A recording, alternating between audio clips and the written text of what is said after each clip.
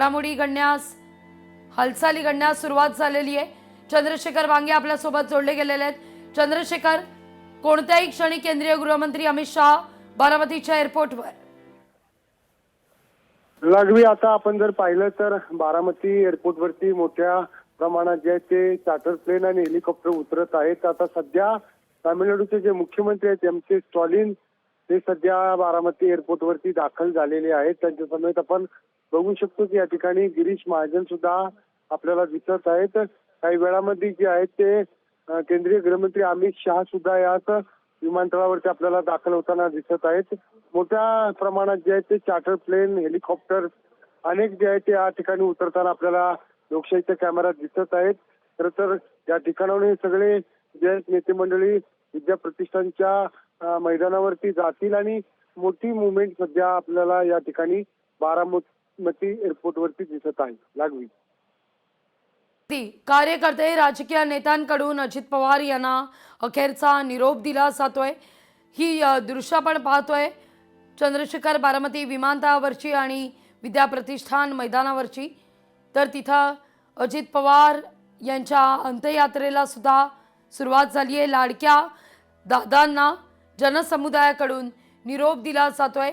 अजित दादा अमर रहेच्या घोषणा बारामतीत सध्या दिल्या जात आहेत। बारामतीच्या रस्त्यांवर केवळ आणि केवळ याच घोषणा सध्या घुमतायत। विद्या प्रतिष्ठानच्या प्रांगणामध्ये सकाळी बरोबर 11 वाजता अजित पवार यांच्या पार्थिवावर अंत्यसंस्कार केले जातील। शरद पवारही विद्या प्रतिष्ठानच्या मैदानावर पोहोचलेले आहेत। तर तिथं अजित पवार यांचा पार्थिव विद्या प्रतिष्ठानच्या दिशेनं मार्गस्थ होतोय। कार्यकर्त्यांकडून हंबरडा फोडला जातोय। कार्यकर्ते अत्यंत भावुक झालेले आहेत।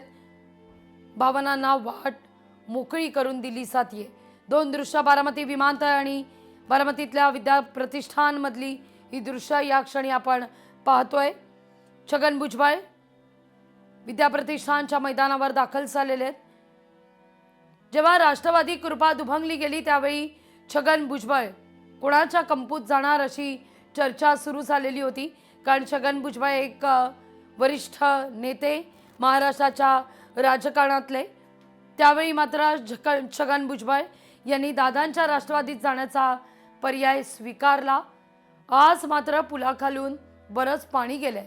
याकरता मनपा निवडणूक पार पडली आणि त्या दोन राष्ट्रवादी भावनेनं का होईना पण एकत्र आल्या। काही ठिकाणी अनेक जागा दोन्ही राष्ट्रवादीनं एकत्र लढवली आणि जिंकली सुद्धा। जिल्हा परिषद निवडणुकांनंतर राष्ट्रवादीचं काय होणार? या दोन्ही राष्ट्रवादी एकत्र येणार का? कोर्टातले सगळे निकाल, कोर्टातल्या सगळ्या घडामोडी निकाली लागणार का? असे अनेक मुद्दे उपस्थित केले जात असतानाच तिथं दादांची ही अकाली एक्झिट चटका लावणारी।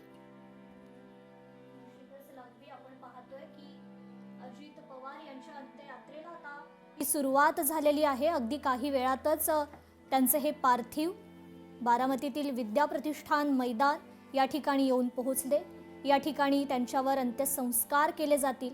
अनेक त्यांच्या जवळचे नेते, प्रतिष्ठित नेते या ठिकाणी उपस्थित असल्याचं आपल्याला पाहायला मिळतंय। राज ठाकरे सपत्नीक या ठिकाणी दाखल झालेले आहेत। त्यांनी शरद पवार यांची या ठिकाणी सांत्वनपर भेट घेतलेली आहे। बाळा नांदगावकर आपण पाहतोय या ठिकाणी पोहोचलेले आहेत। अविनाश अभ्यंकर असतील, हे सगळे नेते आता या ठिकाणी दाखल झालेत। मागील बाजूस जर आपण पाहिलं तर हसन मुश्रीफ या ठिकाणी आपण पाहतोय। हसन मुश्रीफ खरं तर काल खूप भावुक झाले होते। त्यांची जी नात आहे तिचा देखील एक व्हिडिओ आपल्या समोर आला होता। अतिशय लहान वयात ती भावुक झाली। अजित पवारांसाठी अगदी लहानांपासूनच्या ते ज्येष्ठांपर्यंतच्या भावना आपल्यापर्यंत सगळ्या महाराष्ट्रापर्यंत पोहोचलेल्या आहेत। लोकशाही मराठी ऐका, पहा, जागरूक रहा।